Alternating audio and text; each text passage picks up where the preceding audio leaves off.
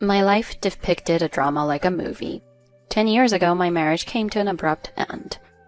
I did not succumb to the winds of fate, found new love, and built a happy family. One day at a shopping mall, I encountered the hateful shadow of my past, my ex-husband, Theo. He spotted me and gave a sarcastic smile. Still single, huh?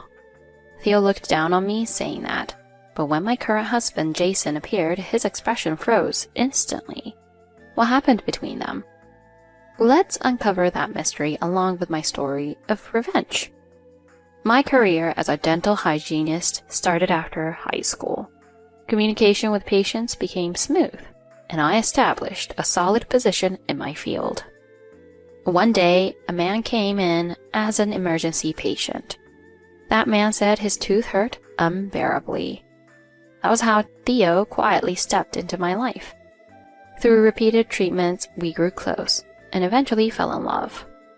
Theo, though busy as an office worker, always stopped by the clinic to enjoy conversations with me. One evening, he waited for me to get off work. How about dinner together? That one phrase became the key that connected our destinies. Drawn by Theo's brightness and friendliness, I soon accepted his proposal. I got married at 25, and we started our newlywed life in a new apartment. Theo was an ordinary office worker, but he was strongly determined to make me happy.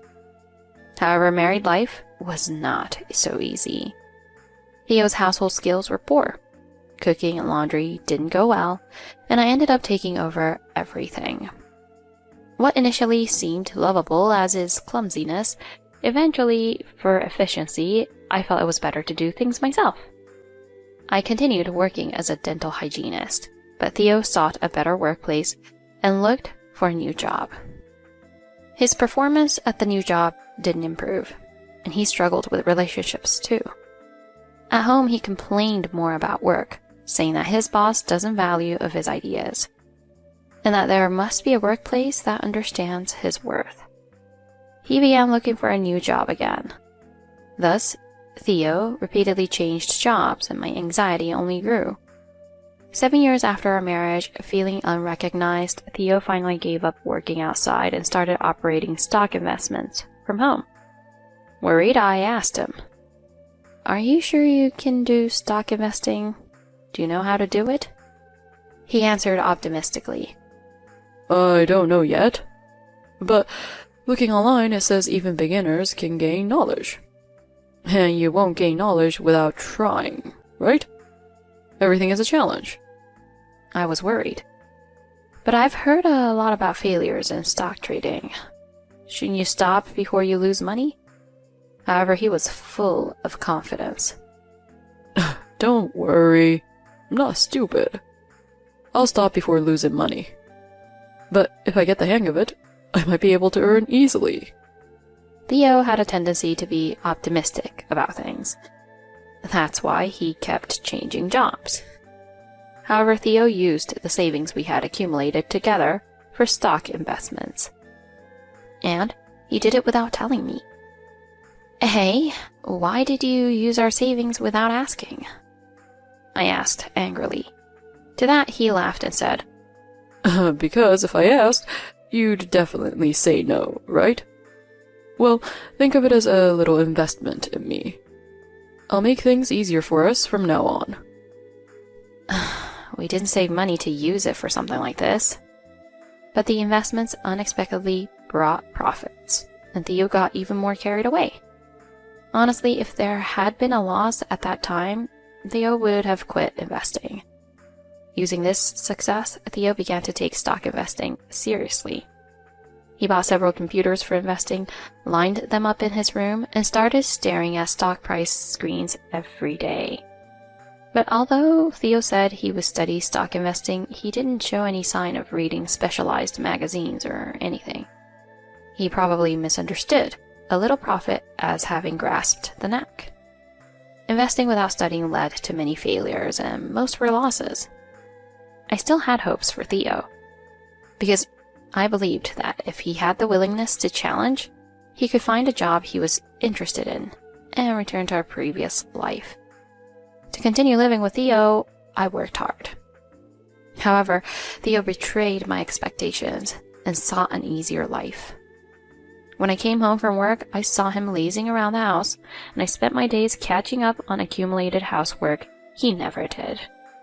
When there was even a little profit, Theo would go out at night like a college student. Worried, I asked him, "Aren't you going out drinking too much lately? Is the investment going well? If not, shouldn't you work normally?" He laughed and answered, "If you can earn easily, isn't that the best?" I sighed and said, "That may be true, but I'm saying this for your sake. Investments don't always go well, right? Wouldn't it be better to work and do that as a hobby?" But Theo revealed his anger. "Stop lecturing me." I quietly argued back. "Our current life is sustainable because I work. I want you to go back to your old self. Don't wander around at night, work normally, and let's lead a happy life."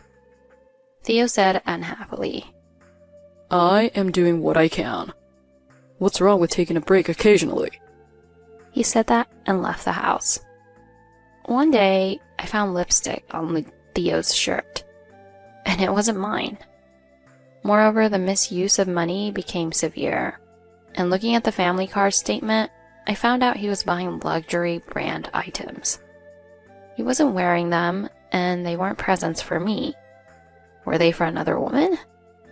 And those payments were made with the money I earned. For 10 years, I had continued my marriage with Theo diligently, but is this my reward? I decided to have a talk with Theo.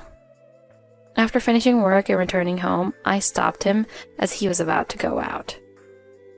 "We need to talk." "What is it all of a sudden? I'm about to head out." "It's important, so listen." "Hurry up." "You're cheating, aren't you? I found lipstick on your shirt, and I know you've been buying things from luxury brands recently." "Why are you so nitpicky? You're really annoying. So what do you want?" Holding back my tears, I said, "Don't be evasive.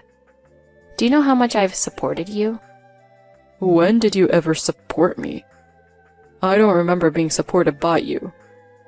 Rather, you were always nagging me to work." I said with sadness, "It was for you. We might have a child, and if that happens, I might not be able to work." Then Theo coldly said, "A child? How old do you think you are?" 35. 35 and a child? Do you know that's a high-risk age?" I desperately claimed. "That's not true." But Theo laughed and said, "You see it on the news, right? The dangers of late childbirth. I don't want to take such a risk. If I'm going to have a child, it should be with a younger woman, not you." "What?" I couldn't hide my shock. "Actually, my investments have been doing well lately. I haven't told you, but my current girlfriend has been supporting me. So, I'm divorcing you." "Divorce? Are you serious?" I asked in disbelief. "I'm serious. The one supporting me now is not you, but another woman." That's just..." I felt despair. "She's obedient to me, so the divorce is decided." "We should discuss this." "It's over. I don't want to see your face. I'll send the divorce papers later." Theo said this and packed his things and left the house. I just wanted a sincere conversation. I couldn't accept Theo's sudden departure and was in denial for a while. I believed he would come to his senses and change his mind, so I called him many times, but he didn't answer. A few days later, the unavoidable reality came in the form of a letter. The divorce papers. Reflecting on the past 10 years of my life, I meditated. The happiness I felt in my first marriage now seems like a distant dream. The dream of having children and building an ordinary but happy family faded away with tears. But when my tears dried, I resolved to take a new step to change this situation. Fortunately, I have a job. I made up my mind and signed the divorce papers. And 10 years passed. One day, I unexpectedly reunited with my ex-husband, Theo, whom I thought I would never see again. While shopping at the mall, I felt someone's gaze. Then, a man approached with a sneer. It was Theo. Beside him was a young woman and a child. Is that his new family? Well, well, I never thought it would be you. Long time no see. Theo's voice had a mix of surprise and some smugness. Yeah, you look well. I pretended to be calm. Theo looked more worn than before, and his clothes seemed outdated. Is that your wife and child? I asked. Oh yeah, I got remarried and have a child now. This is my daughter Kate. Isn't she cute? Theo introduced his daughter, and the little girl looked at me shyly. Yes, children are always cute. I emphasized the word children intentionally. What about you? Still single? A woman who can only have a late child wouldn't have a partner, right? Theo's words were as insulting as ever. I am remarried too, I replied calmly. That's a lie. Considering our relationship, there's no need to put on such airs. You're living alone, aren't you? Theo looked down on me more than ever. No. Actually, I've been busy raising a child recently. Because of that, I even quit my job at the clinic. I answered calmly. What? You mean you neither have a family nor a job? Is that why you're sad and came shopping? How pathetic. Theo chuckled. I stared at him and said, Are you even listening? I am remarried and have a child too. A late child? I can't believe it. If it's true, isn't there something wrong? Where is the child? When Theo looked around, he saw a child in a wheelchair. That one? Poor thing, he said. At that moment, a man's voice said, Are you okay? From behind me. It was Jason, my current husband, approaching with our daughter. Oh, yeah. I just ran into my ex-husband. I've told you about him, right? I said to Jason. Theo looked astonished. Really? You remarried? He muttered. When Jason looked at Theo, his expression changed instantly. What? Jason? Theo was surprised. Aren't you Theo, was it? Jason was also surprised. Yes. Theo answered in a small voice. It seems they knew each other. So I asked Jason, How do you know each other? Oh, he has been working part-time at our site for a few years. Jason answered. Part-time? I was surprised, but Theo was even more shocked to find out I was the president's wife. In the 10 years since I separated from Theo, I experienced a lot. To make a fresh start, I immediately changed my workplace. I renewed everything and began a new life. Fortunately, the demand for dental hygienists was high, and I quickly found a new job. That's where I met Jason. He was the president of a construction company and the owner of the building where my dental clinic was located. Dental checkup and building maintenance wove the threads of fate. Our meeting was not a coincidence, but perhaps destiny. Eventually, those threads turned into a bond of love and we blossomed into marriage. In the spring of my 38th year, I conceived a new life. The following year, I cherished the joy of becoming a mother. An angel-like girl named Lily came into our home. She's now a 6-year-old little miracle. Mom, look! Isn't that Lily? My ex-husband's daughter's voice stirred the air. Lily from TV? The girl's mother asked. Yes, she's in my favorite drama series. Theo, still doubtful, said. Isn't she just a look-alike? So I gently informed him. Oh, I haven't introduced her yet, have I? This is our daughter, Lily. She's actually a child actress. A child actress? Really? Theo couldn't hide his surprise. Yes, she's been appearing in dramas recently. His daughter's eyes sparkled like stars. Oh, it's really Lily! She exclaimed with delight. A child actress? How could a child like yours? Theo questioned. How? She wanted to do it, so we let her. But wasn't it a late birth? Theo still held his prejudice. You're too fixated on that. Just because it was a late birth doesn't necessarily mean complications. I harshly pointed out his ignorance. Then Jason addressed Theo. Theo, could we have a moment?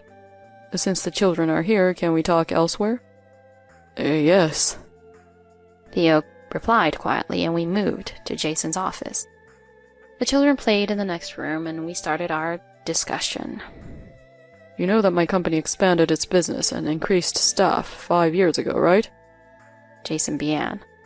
Yeah, At that time, Theo was hired mid-career. Jason revealed. As a part-time worker? Yes. I heard he had another main job, so we had him work as a day laborer. Isn't that right? Jason confirmed with Theo, who answered awkwardly. Yes, that's right. Are you still doing stock investments? I asked him. Yes, I am. Sometimes I make a big profit. Theo answered. But there are also losses, right? Is that why you're working part-time? That's none of your business. You're right. It's no longer my concern. I'm just worried about your wife and child. I showed my genuine concern. How cheeky. But she has been supporting me all along, unlike you. So she was your affair partner. Yes, that's right. That's why we have a happy family now. Theo said confidently, but looking at his wife, she seemed tired. She was 10 years younger than me, but she seemed to be wearing heavy makeup to hide her age. Her clothes also looked a bit outdated, like Theo's. At the beginning of their marriage, she must have thought he was successful in stock trading. For the young her, it might have seemed like a dream. Unfortunately, she chose a terrible man as her husband. That's the price for taking someone else's husband. So why did you choose this woman? Theo asked Jason. Oh, what do you mean by that? Jason remained calm. She was 35 when we got divorced. Remarrying and having children after that means late childbirth. What would you do if a child with disabilities was born? Well, it looks like you were lucky this time, but... Theo persisted with his rigid beliefs. A child is a child. Whether they have disabilities or not, it's the parents' job to love and raise them. Jason answered quietly, and Theo, dejected, left with his wife and daughter from the other room. After a while, it seemed like a major shock hit Theo. Jason does not bring personal issues into work. Although he declared that employment would be guaranteed, it is said that Theo self-destructed. Theo was jealous that I had become the president's wife, tried to succeed himself, and invested more in stocks, resulting in a huge loss. To recover from that loss, he got involved in illegal sports gambling and ended up losing all his assets. The amount was $1 million. In the process, he also borrowed money from problematic places. As a result, he stopped showing up at the company and was reportedly running from debt collectors. The company found out because one of them contacted the company about his whereabouts. Even his wife, who had followed him, abandoned him, and I heard they finally divorced. He's now probably being asked to pay alimony and child support. And despite having built a happy family, his actions led to its collapse. It is truly pathetic. As for our family, my husband's work is going well, and we are living happily. Our daughter Lily is becoming more popular as a child actress, appearing in dramas and commercials every day. Thanks to that, I am extremely busy as her manager.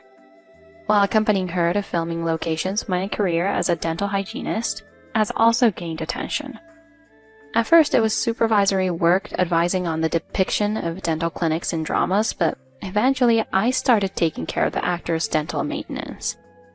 One time, I had the opportunity to look at the teeth of a male actor who is a big fan of mine, and I was lucky enough to admire his face close up. We had a lot on our plate, but seeing Lily enthusiastically working doubles my joy as a parent. Will my husband's company soar globally? And will Lily advance on the path to becoming a great actress? Every day is filled with such dreams.